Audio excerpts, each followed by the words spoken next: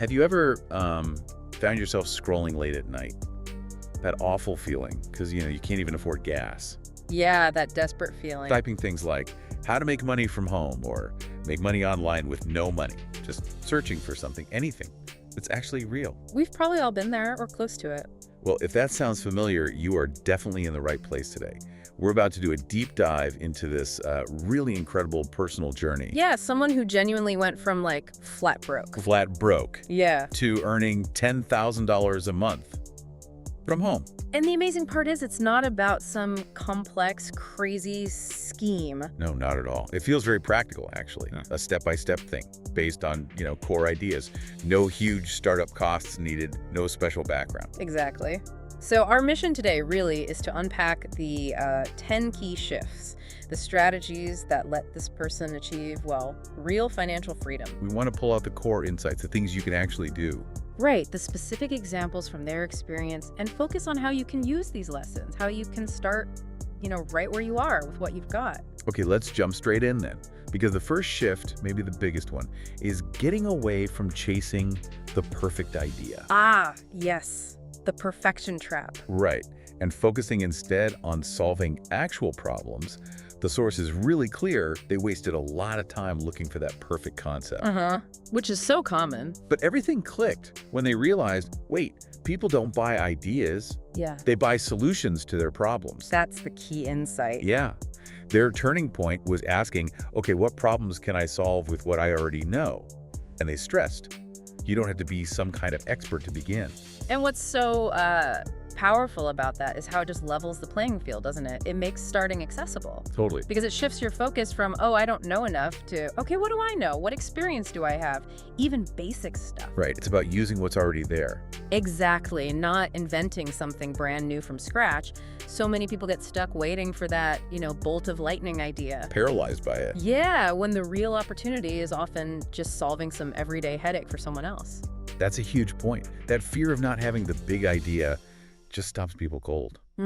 Okay, so once you have that problem-solving mindset, that leads right into the next step. Which I found really interesting. Me too.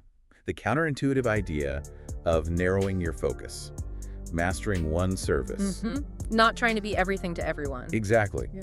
The author said they didn't try offering 10 different things. They realized that approach just led to, quote, stress and no results. Been there. Yeah. Instead, they focused, really focused, on one specific thing, writing and designing short ebooks for clients selling digital products. Okay, very specific. And they built a simple, clear offer around just that. This really makes you think about how specialization works early on, how it helps you stand out. Right, in a crowded space. Yeah, if you try to be a generalist, you often end up just okay at a bunch of things. But if you really nail one service, You become the go-to person for that. exactly, you build a reputation fast. Plus, you get really good and efficient at it, which means you can eventually charge more. It's quality over quantity. Makes perfect sense. Yeah. Okay, so you've got your focus.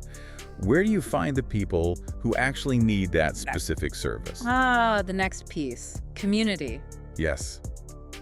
This insight really hit hook for me. Just join the conversations already happening. Don't work in a vacuum. Right. The source mentions that was a big mistake early on, trying to build in isolation. The real traction came from joining Facebook groups, Reddit threads, Discord servers. Basically where the target audience hangs out online. Exactly. Places where creators and entrepreneurs were already talking. He said, these are people who make money online. Yeah. And need help constantly. If you connect that to the bigger picture, it's about finding existing demand, isn't it? Yeah, you don't have to create the need. No, it's already there. Within these online communities, instead of starting from zero, trying to build an audience, you tap into places where people are actively discussing their problems. Not looking for solutions. Right. It's way more efficient to just show up and listen where the problems are being talked about, rather than, shouting into the wind. Absolutely. Yeah. Meet the market where it is. Okay, so you find clients, you start earning. What next? Step 4 is about smart reinvestment. Crucial step, not instant gratification. Exactly. The author was very clear. They didn't blow their first online earnings. That first $100. Didn't go on a shopping spree. Nope. They bought a better microphone, a secondhand laptop, and a Canva Pro subscription.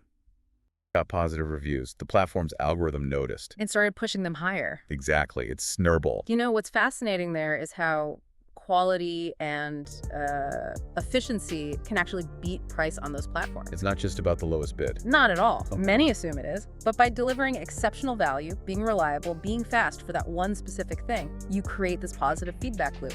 The platform rewards you for it. Right. The algorithm is designed to promote good sellers. So quality actually leads to visibility and growth, even in a super crowded marketplace. That's a game changer for anyone thinking about using those platforms.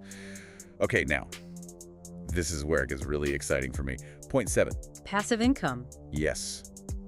Building tiny digital products.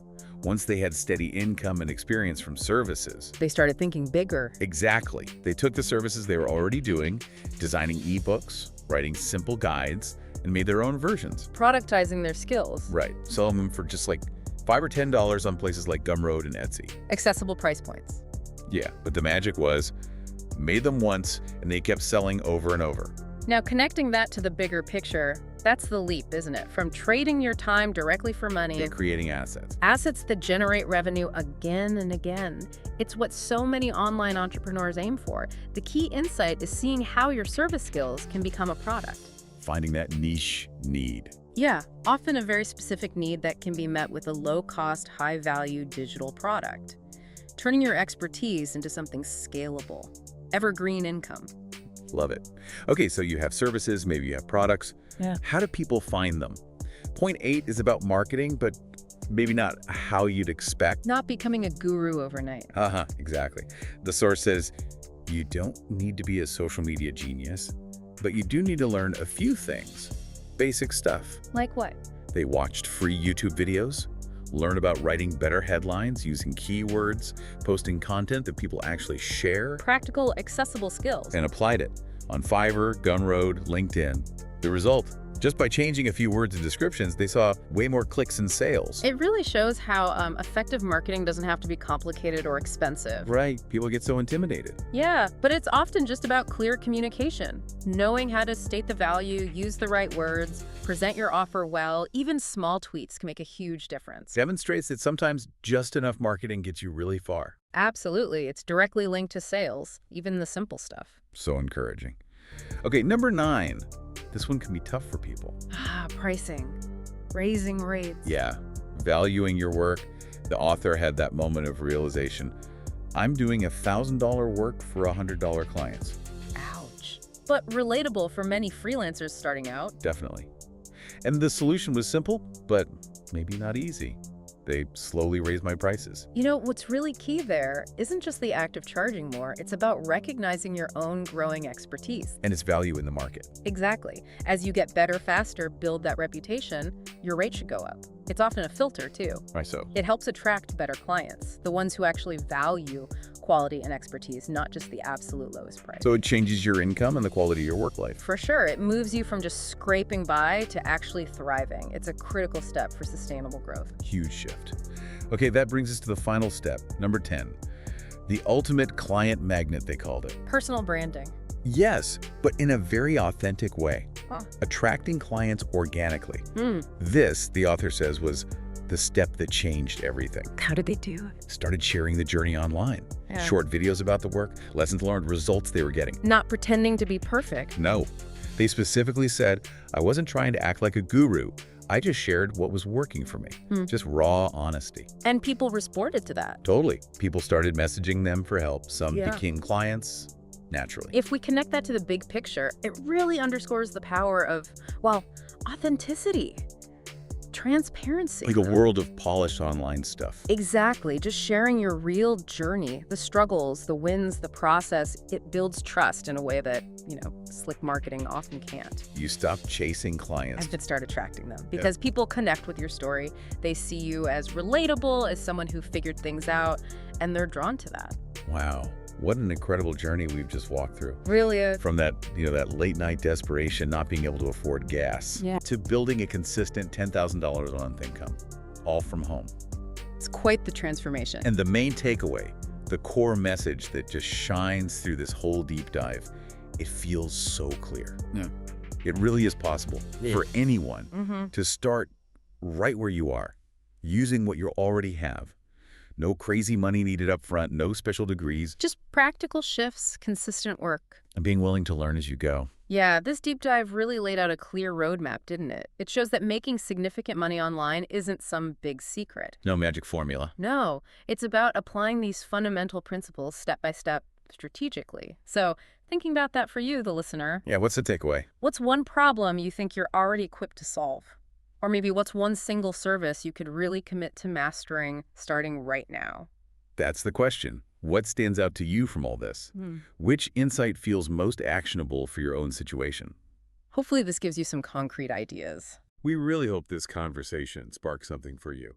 Maybe lit up a practical path forward on your own journey.